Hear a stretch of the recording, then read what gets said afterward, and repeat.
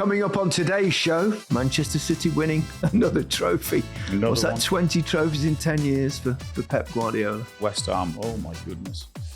They were dreadful defensively. I mean, it's like watching an under 15s or 16s amateur side at times. They're pretty much done and they need a miracle if they're going to get out of it. I'm really, really concerned about the standard of referees in our country. I just think it was nonsensical. I thought it was pathetic, actually. Interested to see what Liverpool do this summer. If you're Arne Slot, do you then leave him out next weekend for his last game for Liverpool? If Arsenal win the league, it'll be Mikel Arteta win Manager of the Year. Yeah. But Unai Emery has to push him really, really close. This episode is powered by Fuse Energy. Before the action starts, a word from Fuse, who makes switching energy suppliers easy. To celebrate big moves, we're testing Alan and Micah on the legends of the transfer window. Who holds the record for playing for the most clubs in Premier League history? I'm going to go Craig Bellamy. Alan? He just saw the answer there. No, I didn't. No, I've got my finger. I just saw the answer there. I know the answer anyway. And it's not Craig Bellamy. Who is it? Really? Marcus Bent. 8 different teams he played for, which is the most. Crystal Palace, Blackburn, Ipswich, Leicester, Everton, Charlton, Wigan, and one other club. If you just look straight ahead at producer Wolves. John, Wolves fan, yes. Wolves. From big match calls to moving house, smart choices make all the difference. Switch to Fuse Energy and save up to £200 on your energy bills. It takes less than 3 minutes online. Visit fuseenergy.com/football to sign up and view full terms and conditions.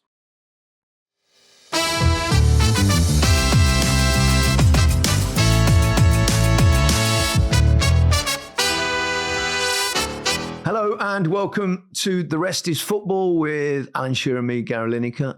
Micah's in a car on a motorway, so we're going to give him some peace, leave him alone and take care of matters ourselves, Alan. You've had a busy weekend watching football. You're at, which is probably the place we should start really with Manchester City winning another trophy. What's that, 20 trophies in 10 years for Pep Guardiola? Yeah, 20 trophies for him. Same for John Stones. Same for Bernardo Silva. And yeah, obviously Pep. It's like, I mean, it wasn't a classic game, was it? No. In fact, it was a poor game, but it was won by an outstanding goal. But yeah, I mean, goodness me, Man City, they didn't play that well. Probably didn't. They didn't panic. Don't have to with the experience that they have, and that the goal was just a thing of beauty, wasn't it, from Semenyo? The way he just reacted, so you got like a split second to think of what you're going to do and then to execute it. It was an unbelievable finish. Yeah, and I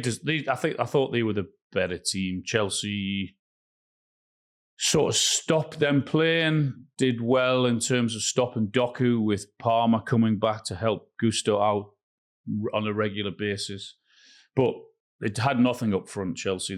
They had one really, probably best chance was Fernandes when they had the long throw.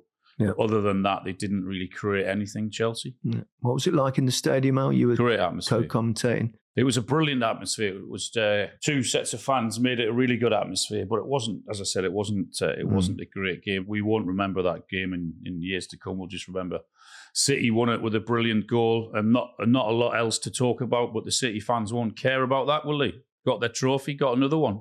Yeah, Chelsea were not overly happy, thought they might have had a penalty. There were about, 3 separate shouts? Not for me. Me neither, actually. Not enough. I thought the referee had a good game, actually. I thought he refereed it well, considering the pressure after last weekend that he was under. And I thought he got all the decisions right that he had to. No, yes, I understand that Chelsea, from a Chelsea perspective, but there was not enough to give them a penalty in any of their decisions that they would have hoped yesterday. So I thought he had a decent game, the ref. I think a lot of people were expecting Pep to finish at the end of this season. In his post-match press conference, he intimated that he's going to stay. What do you think he'll do, Al? I honestly haven't got a clue. I mean, I guess I admire the way, if he does go, then for them to keep it quiet as they have done, and he has done, and he's constantly said the same thing, that he's going to stay. But I don't know. I really don't know. I'm just guessing in what I say.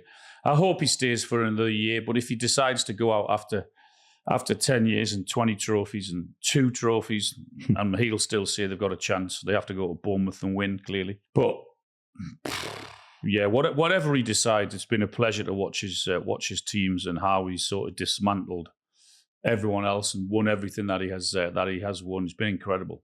Not only that, he's changed probably the style of football in this country as well. Yeah, definitely. Yeah, I remember in his first season, everyone says, well, you can't play that way, Yeah. not in English football, it's not going to work.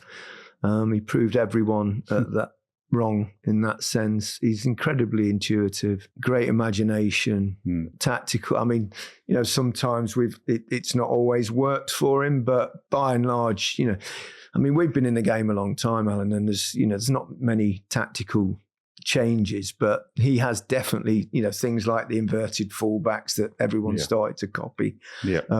Incredible, really. Incredible football mind and drive, I would say, as well. Yeah, I mean, I said that about Bernardo Silva yesterday, about the drive that you have to have as a player, but the drive you have to have as a manager to change things, to freshen things up, to get rid of players, to bring players in, and to keep them all on side as he has done, to change his backroom staff as he has done, which you have to do just to freshen things up as well. I mean, we always said that about Sir Alex, didn't we, about going through different eras or phases of terms of the management and when and how to get rid of players or to sell players and then to bring different players in and then to go again and then to constantly be successful. I mean, it's incredible what he's done. It really is. I mean, for me, when I watch his football and I think, and you just think, how much does a coach actually make the difference? And I think most of the coaches are really good, but he quite clearly improves players. Nearly every player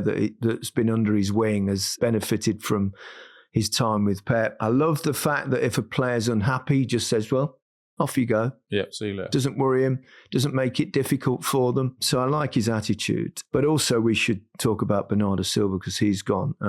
Harry's just handed me this stat. During his 10 years at Manchester City, Bernardo Silva has only missed 9 games through injury. 9, is it? Through injury? Wow. I mean, it's truly extraordinary, isn't it? Staggering. Wow. I didn't know that. That's unbelievable. I mean, he's been Pep's go-to. He's been Pep's constant, hasn't he? Yeah. I mean, I said it about, having that desire to get out of bed when you're being kicked every single weekend. And he's not shy, by the way, in putting a tackle or two in, but to get out of bed and go again and again and again and win games season after season, win trophies, that it takes some doing, because after you've won what he's done, it would be easy just to, okay, but the very, very best keep coming and coming and coming for more. And he's been a Premier League great without a doubt. Yeah, I don't think Pep's trusted anyone as much probably as Bernardo Silva. Yeah. He's almost like his coach on the field because he's clearly very intelligent as well. Another shout out of another player leaving, John Stones, obviously. Yeah, same. I mean, he's definitely had more injuries than 9 over his career. And I've got a feeling he might sneak in the England squad because I know that Thomas Tuchel really likes him. And he's a different kind of player. Yeah. It's whether you can take the chance on his fitness, because obviously the last 2 or 3 seasons he's broken down on a lot of occasions, but he's a class act. Brilliant. Absolutely outstanding. I'm like you, I guess, because of his experience and his know-how and all of those things, then I guess that's the one concern that the manager will have in terms of injuries, because I thought Colwill played really well yesterday for Chelsea, and I think he might have played himself into the England squad. Don't know. Do you think so? Yeah, I do. I thought he was excellent. Yeah, I think he's got the ability and stuff. And I thought it's a massive injury, though. Massive injury. But again, though, in terms of an injury, if you're going to take John, will you take a risk on someone who's been out for such a long time? Yeah, difficult. So that's tough. But I thought he was the one of the big pluses for Chelsea yesterday. But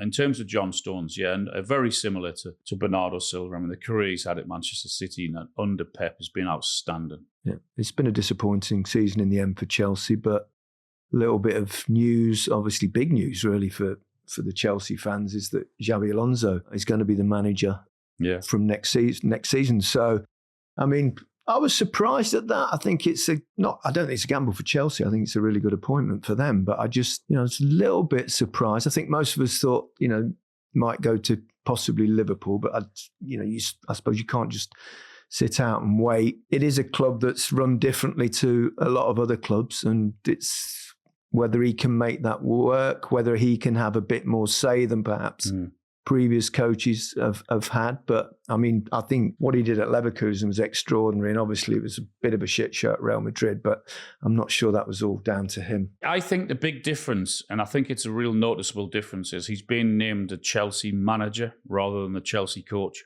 which clearly means that, and he's never going to be in probably a stronger position than he is at the minute, when they desperately want him in terms of getting everything right in his contract. And I think that's really noticeable that he's the Chelsea manager. So I guess he's going to have a lot more say who comes in, who goes out, how the club's run. And I don't think he would have taken it if that wasn't the case, because clearly I guess it would have been under the current way it's run.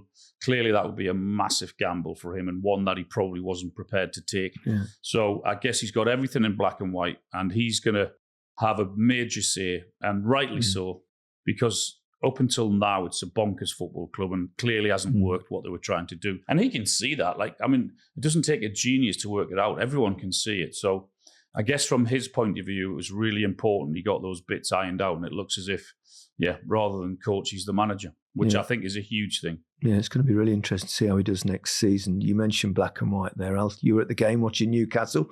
Good finish to their last home game of the season. A bit more encouraging. What did you make of it? You were there. Yeah, I thought it was much, much better from Newcastle, much more positivity. It was a really good atmosphere. Trippier leaving, Kraft leaving, and so they get to leave on a good note. Good way to end the season at St James's Park, because it has been a lot of negativity, and Newcastle have been poor by recent standards. So good to get the 3 points, but I have to say West Ham, oh my goodness. They were dreadful defensively. I mean, it's like watching an under 15s or 16s amateur side at times, how bad they are defensively. He played 3 at the back to start the game, and then after, about 25 minutes, he changed it and brought Castellanos on and went him and Callum Wilson up top. And they were a little bit better after that. Some goal he scored. It's worth a mention. Brilliant. I mean, what fantastic, Yeah, good goal, good goals. That was a great goal. It was a fantastic finish. And then West Ham put up a bit of a fight. But it was too little too late, It was like 3-0 down. The game's gone from them. So Voltemada got a goal. Good, pleased for him. Asula got 2. He looked really good, really promising, really energetic, and took his goals really well. It's funny, isn't it, for all the money that Newcastle spent in the summer, obviously from the Isak thing, the player that's probably impressed most in that position is Asula. I mean, he's taken his opportunities, hasn't he? Well, he has, yeah. He's done really well and done everything that's been asked of him of late. But I don't think Newcastle should be fooled in terms of the last 3 or 4 weeks, what he's done and what happened today. They still need recruitment in that position. As for West Ham, it's looking pretty bleak for them now. I mean, that would have been a real boost for Tottenham going into their game as well. Oh, absolutely. If you're Tottenham watching that, then you're absolutely delighted, because they just need a point because of the goal difference. Yeah. So that would be a huge boost to them. But yeah, West Ham, I was a tad surprised they changed the system, because they looked really uncomfortable in what they were trying to do. They didn't know whether to press, didn't know whether to sit off, and in the end they just did neither, and then Newcastle could sort of play through them, and mistakes defensively, and they were rotten. They were all over the place, West Ham, and that would they're pretty much done, and they need a miracle if they're going to get out of it. Yeah, the first goal was absolute shambles, wasn't it? It was. I mean, there was so many errors in there. It was so lackadaisical, and obviously Newcastle made the most of it. But grim times for West Ham fans. Yeah. I think they're pretty sure, but you never know in football, obviously. Yeah. But Spurs should be able to grind out a point. You would think so. You would have thought so, wouldn't you? Let's take a break there, Alan, and discuss 1 or 2 of the other games when we come back. This segment is brought to you by Specsaver's Best Worst Team. It's been quite a season at Walle FC. They've gone from finishing rock bottom in Brentwood's Sunday League Division 3 to chasing a top half finish and enjoying a cup run. But as we get to the business end of the season, Walle still look like they could do with a bit more going forward. Micah and Luke have turned to experience, bringing in the one and only Joe Cole on loan. Not a bad bit of business, Micah. How did he get on? Well, he scored. He looked a bit tired, in all honesty. I mean, if you look at him, he looks only slight, but in terms of his football brain, his touch, his technique, the way he took his goal as well, absolutely fantastic. I'm delighted for him. Thank you, Joe. I Thank you very doubt much. it's the highlight of his career. Let's just say he did a lot better than me up top. Yeah. I went up top, didn't I? And Did you? honestly, You yeah, went- you played It's up not front. easy, is it? It's not easy. yeah, I went up front for about 10 minutes. How 10 many to goals did you 15 bag? minutes. 0 goals. It's when I brought Angry Gingy's team, and they're very good. And Okay. yeah, I did a little touch, a little technique, but it wasn't like Joe Cole. Joe Cole, yeah, he stole the show. What Go bit on. of advice did you give Joe Cole then? Just what? What advice? Yeah, as you like your I said, go coaching out there business. and get them ticking. None of this long ball malarkey. None of this long ball Joe nuts. Cole's a long ball merchant, is he?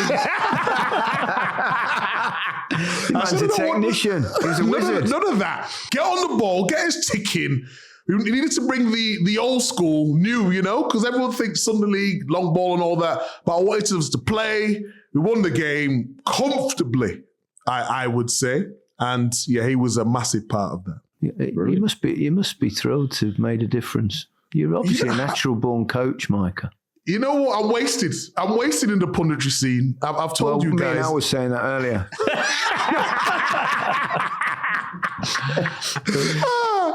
So at the start of the season, guys, I set them a target of 15 points. What have they gone and done? and 17 points, and the season's not finished. So I've done my job, guys. How about you guys do your job? You know what I mean? Uplift people, Give them the confidence that they need to go and, flourish in life, Instead of constantly putting people down like you two do. Well done, Micah. 17 points. That'd send you down in the Premier League. It must be a little bit daunting for them in a way, having people like yourself and particularly Joe Cole, a proper player, watching them. And at the same time, it must be they must be excited by it, the fact that they're getting this attention as well. You know what? I think they go the other way where they try to do too much, because all the cameras are there and we're there where they're trying to impress. I've just said to the guys at halftime, just play your normal game, No, that's what you don't want them to do, isn't it? Well, That's what they did last season. well, this season, they've been a lot better. Play your normal game, boys. That's the half-time speech of a lifetime, isn't it? But they've done so well this season. I heard a little whisper that even Man City are thinking when Pep leaves, you might be getting a cold, Micah. I tell you what, I'm going to do my badges. I'm going to do my badges properly. Yeah. After I've done punditry, a couple more years in punditry, I'm going for it, guys. But obviously a lot of years in the podcast world, Micah. The can't podcast do will that. remain. The podcast will remain, yeah. Great stuff. Well, subscribe to Specsavers' Best Worst Team on YouTube to follow the journey of Walle FC. Search Specsavers' Best Worst Team on YouTube now. This episode is brought to you by Snickers. Right, so VAR goes up, and whether you're watching with your mates or just watching on your own, it all kicks off. You're arguing, fuming, getting way too worked up. Honestly, it's like watching someone slowly turn into a different person. You're not you when you're hungry. Classic. So maybe it's a sign for Snickers. Never a bad call to help you avoid a full-on meltdown. I've seen a few in my time. Remember Tamuri Kitbaya? And he wanted to prove a point to the manager that he should be in the team. And he scored the goal, and whipped his shirt off and threw it into the Gallagher end and started absolutely smashing the advertising board, volleying it, didn't he? Full-on volley. that. Can you remember? VAR might test your patience, but it's a shared frustration everyone laughs about. Remember, it's a sign for Snickers. Just remember, everyone loses it sometimes. That's football. Well, you're not you when you're hungry. It's a sign for Snickers. Visit snickers.co.uk to learn more. Welcome back to The Rest is Football with Alan Shearer and me, Gary Lineker. Manchester United, another victory for them. I really enjoyed the game. I watched that earlier on. Second half, it was end to end, and there was some really good performances. It was pretty open. Michael Carrick has earned himself a contract and an opportunity, and I think he's deserved it. I think he's done. I mean, they're miles better than what they were before. I mean, I know he did some things that were seemingly pretty obvious to some of us for quite some time.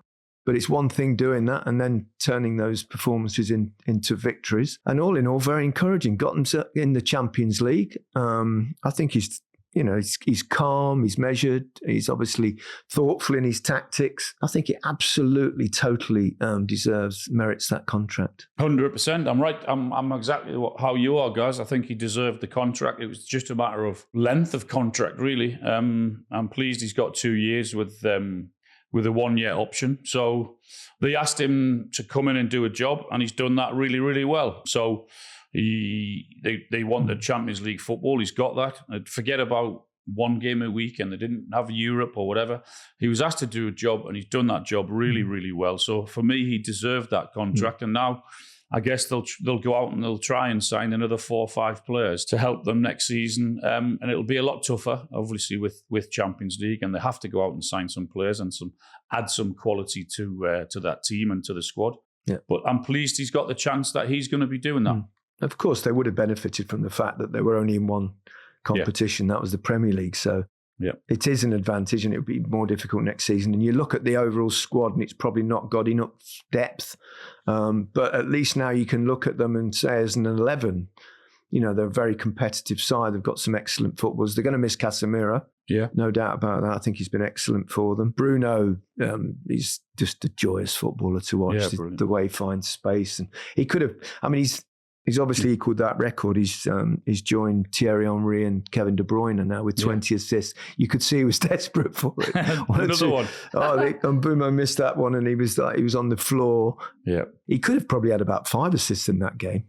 To be honest, if they'd taken advantage of it. But superb. What a play! He's already got the football writers. I think he's got to be right up there as a major contender for Football of the Year. I think we often give these things to a player of the team that wins. But for me, Footballer of the Year is the best Footballer of the Year. And I find it hard to go against him. I think if he'd get my vote, actually, because he's also such a great player to watch, and his passing range and his vision, exquisite. Yeah, I'd chuck 3 Arsenal players at you for that. If they do win the league, which we expect them to do that, I'd chuck Raya at you, Gabriel and Declan Rice. Yeah. I'm not taking anything away from Bruno. I'm a huge fan of his as well, like you. I think he's been outstanding. Yeah.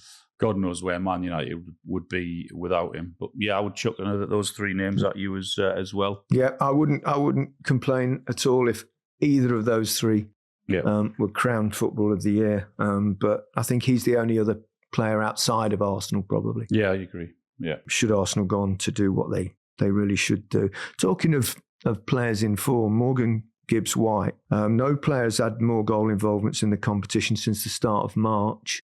Has he possibly played himself into contention for the England squad? Oh, yeah, definitely. The manager's got a couple of big decisions to make, I think, in terms of defensively. Centre-halves, as we've already mentioned, but he's also given him food for thought as well because of his performances of late. He's been outstandanding. He's got great energy. Great energy. Whether he's left it a little bit late or not, I'm not sure, but he's definitely given the manager something to think about. He's been superb, hasn't he? Yeah, I totally agree with you. Really gifted footballer. Another gifted footballer on that pitch for Anderson. Elliot Anderson is... Brilliant. He was exceptional again. Every time I've seen him play, he really impressed me. And I know that obviously Thomas Tuchel is a big fan. He's been an integral part. I think he's almost guaranteed starter. Yep. For England, not the squad, but a starter. Yeah. Starter, definitely. I think what he's done for England, what he's done for Forest, and there's huge talk about him actually going to Man United for 100 million plus. I guess they'll be after him. I think there'll be plenty of big clubs after Elliot Anderson. City as well, and City linked with him. I think it's not surprising. No, not at all. He really has been outstanding since he left Newcastle. So, and another brilliant performance again today from him. Yeah, what did you make of the handball? Oh, don't get me started.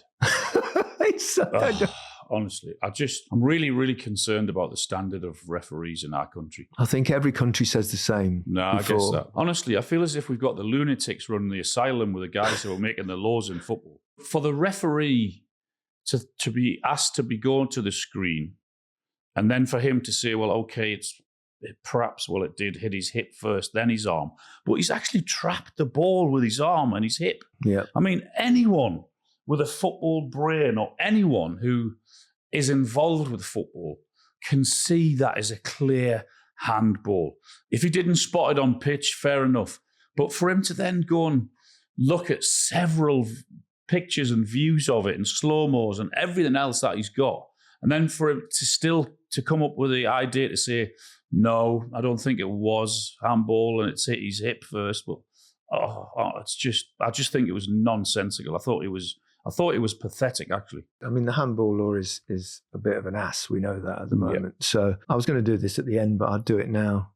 Did you see the one that probably cost Hearts the title? Yes, I did. Yeah. In that, I was watching that game, and actually got me quite cross watching that, because I just thought that whole season was decided. And you could say the same thing about, the decision in the Arsenal game when in the last minute as well. But the one that went against Hearts, I mean, I thought it was extraordinary. Quite clearly headed it. Yeah. And if that had hit his hand, there's no way it would have travelled the 20 odd yards that it did.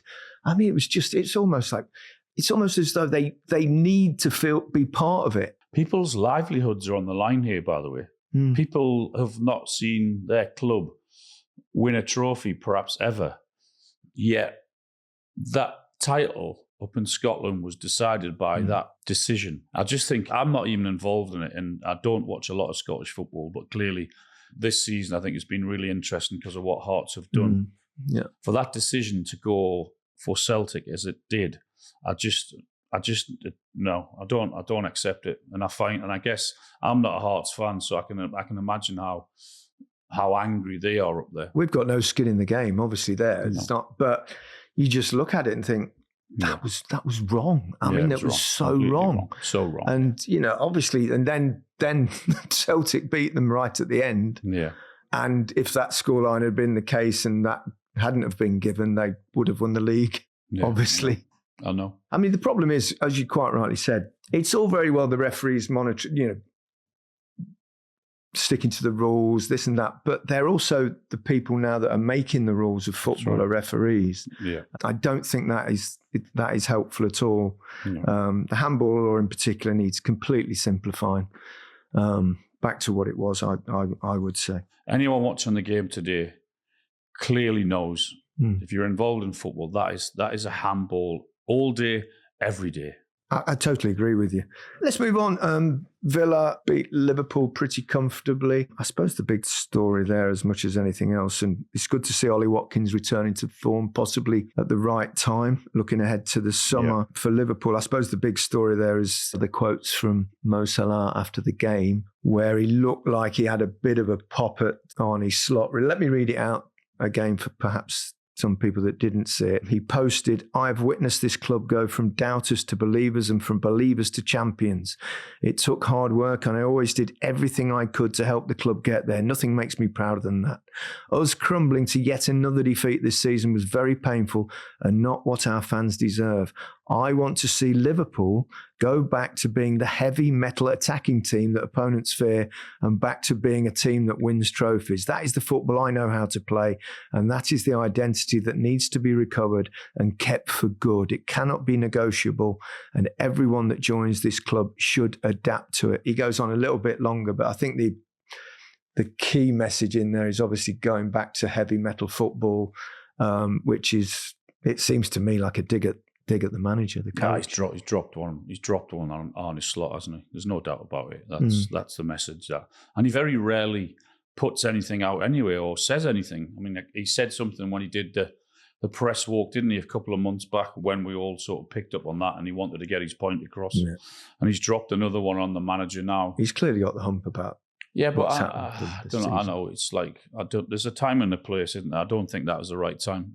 He hasn't exactly been brilliant this season either, Mo Salah, has he? No, and he's probably covering himself a little bit by saying that's why, because of the way they've played, I suppose. But it's not ideal. Not at all. Interested to see what Liverpool do this summer. Well, I mean, if you're on a slot, and if you've got half an inkling that you're not going to be at that club next season, do you then leave him out next weekend for his last game for Liverpool? Because he has dropped one on him. Well, yeah, I mean, it's up to Arne Slot. He can make that decision. So, yeah, it's a sort of sad departure as well, in a way, really. Yeah, a bit disappointing because he's contributed so much to Liverpool for such a long time. As for Slot, I mean, all the intimations were that they were going to stick with him. I don't know whether that will change. Yeah, I mean, that the performance or performances that they've put in, certainly that the other night on Friday, that's not helping the situation, is it? Because they've been so bad defensively of this season. I was going to say of late, but the vast majority of this season they've been really, really poor. And again, they were all over the place the other night. So those performances won't be helping the manager, that's for sure. And it's certainly gathering unrest at Liverpool. They're going to be in the Champions League, as are Aston Villa. I mean, Unai Emery's good, isn't he? Oh, obviously they've got a final to look forward to as well, and he's a bit of a boss in that competition. I mean, I know if Arsenal win the league, it'll be Mikel Arteta win Manager of the Year. Yeah, but Unai Emery has to push him really, really close. The job he's done this season, getting Villa into the Champions League, hardly spending anything, and on the brink of another Europa League title. I mean, he's some manager. He really is. He's done a fabulous job again for Aston Villa.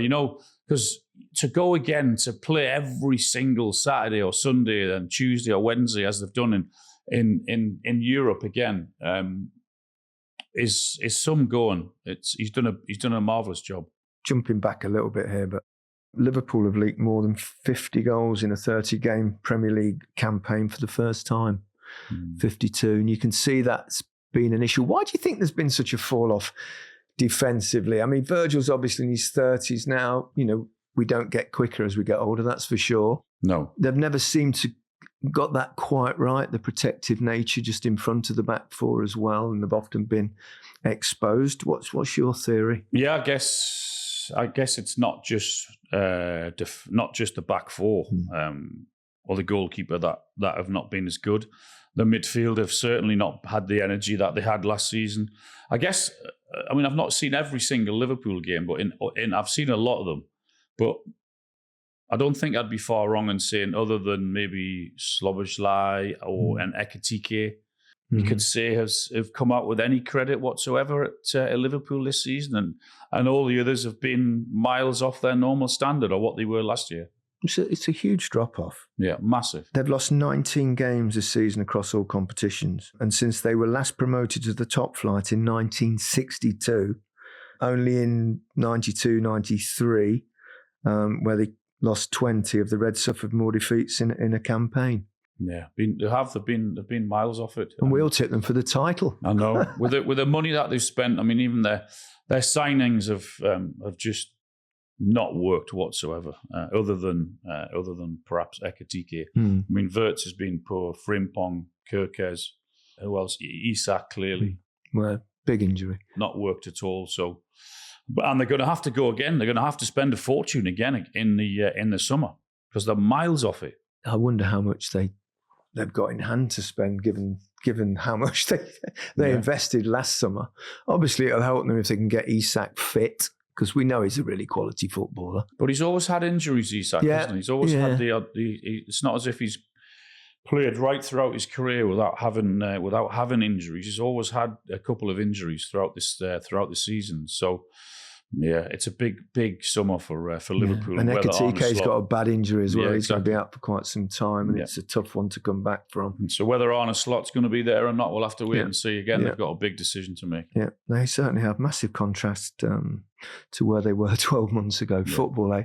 Football, you never know, do you? You never know. Yep. All right, Alan. We'll leave it there. What you got? Any plans this week? Anything exciting?